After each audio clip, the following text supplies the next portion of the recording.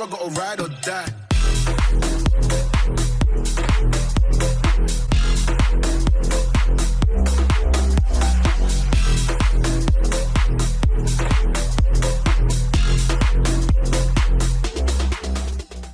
Yo, what's going on YouTube? Just JK and welcome back to my channel for another GTA 5 video, and in today's video we're going to be customising the Warrener HKR, which was released with the LS Tuners DLC. This vehicle is going to set you back around about $1.2 million and you can purchase it from the Southern San Andreas website. And it looks awesome, man, to be honest.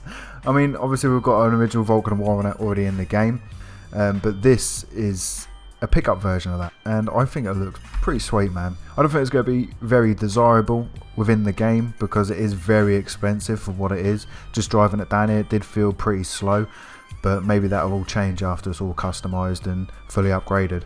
With that being said, my dude, just crack on with this build. So as always, we're going to go into the armour and purchase 100% body armour. We're going to get race brakes, then for the bumper, front bumper. So we do get a nice amount of options for the bumper. We've got the bumper delete, the primary bumper, the secondary, the carbon, the alternate, the retro with the lights, the exposed intercooler alt. That is the smallest intercooler I've ever seen in my life. How weird, man. It's like a little baby intercooler. Then we've got the large exposed intercooler, and that is it for the front bumper. Then we've got the rear bumpers, only two options for this, and they're not actually bumpers, they are just toe eyes. And then we come down to the engine, so the same with all the other vehicles, we do get engine block options, cam covers, strut brace, engine tunes, and then another intercooler option. So the engine block, we're just going to go and grab the ones at the bottom. Cam covers, just go with the ones at the bottom. Same with the strut brace.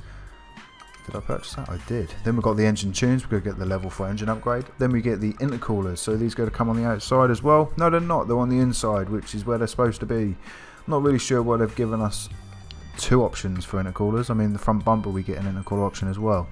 But whatever, man, it is what it is. We're just going to go with the custom intercooler for this one.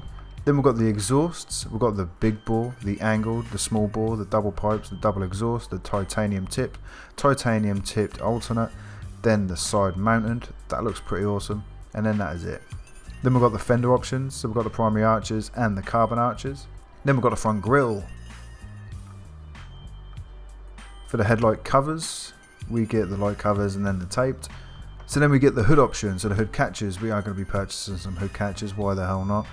Let's get the angled hood pins. Then we've got the hood itself. Then we've got the see-through, the carbon hood, the pointed hood. That looks weird, man. Not really sure how to feel about that. Then we've got the stripped down, the small vented. Then we've got the large vented, the tuner hood, and then that's it for the hood options.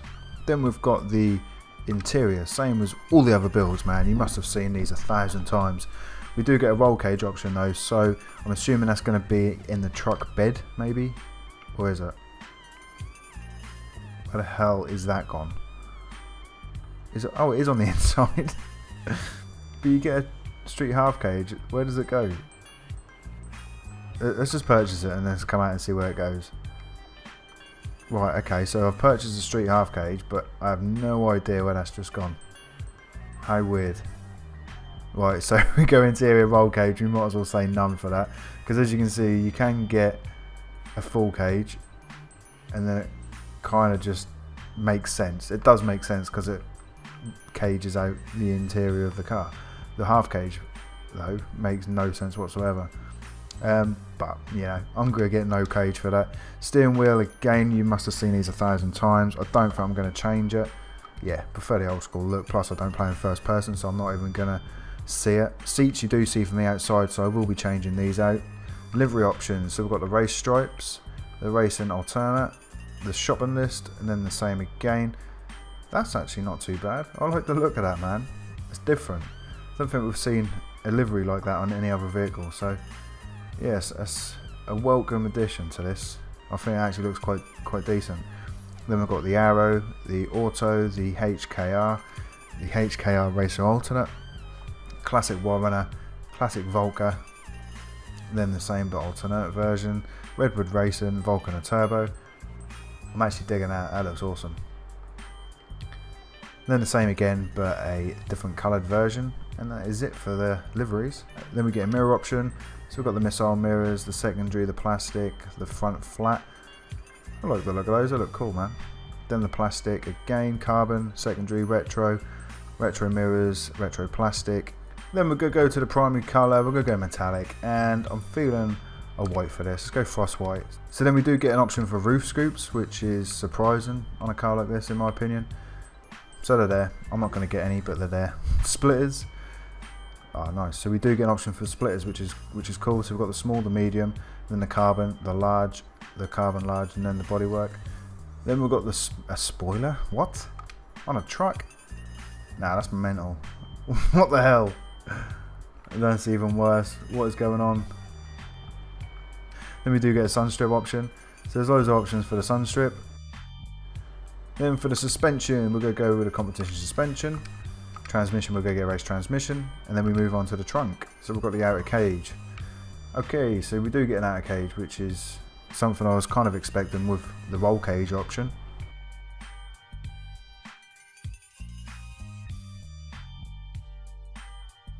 Then we've got the turbo, we're going to get the turbo tuning.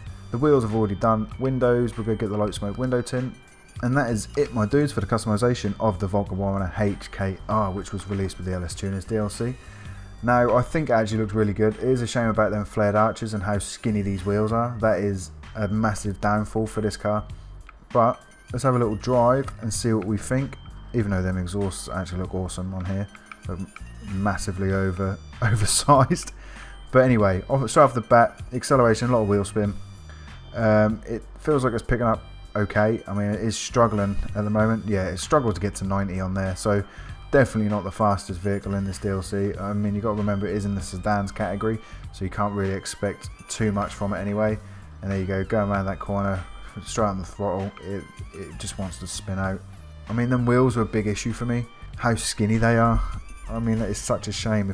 Even if they just made them wheels a little bit thicker, you know, that it would actually make the look of this car a lot nicer, especially them wide arches, so it wouldn't look like the wheels would kind of disappearing into the wheel well. And the fact when it comes to the customization that you can't have a splitter of the primary colour and you can't have a roll cage with the primary colour is a big problem for me, and it really is quite irritating because it's just a simple thing that Rockstar could change, and they just decided not to give us a primary option when every other vehicle has a primary, secondary and a carbon version. So I'm not really blown away by this vehicle at all. It is on the lower end of the price spectrum if you regard all the other vehicles that are in this DLC. I mean, you're looking at about $1 million for this, but that is still a lot of money, man. I know it's a brand new vehicle in 2021 in a brand new DLC, but for the type of vehicle that this is, I don't think it's going to be breaking any records. And even in the sedan category, it feels really sluggish. A lot of wheel spin when you accelerate. It feels like it wants to drift a lot as well. So the traction is not great. The looks of it from standard, I was initially quite impressed by them. But then the longer I've looked at it and the more customization that I tried to do to it, it just didn't work, I don't think. And yeah, I'm just not overly impressed with it in any sort of way. I don't think it looks that great. Customizations aren't that great. The performance isn't that great. And the price is astronomical. So I'm going to give this car, probably the lowest rating I've given a car so far is a 3.5 out of 10. Very disappointed, to be honest. And I don't really understand why Rockstar even released it into the game.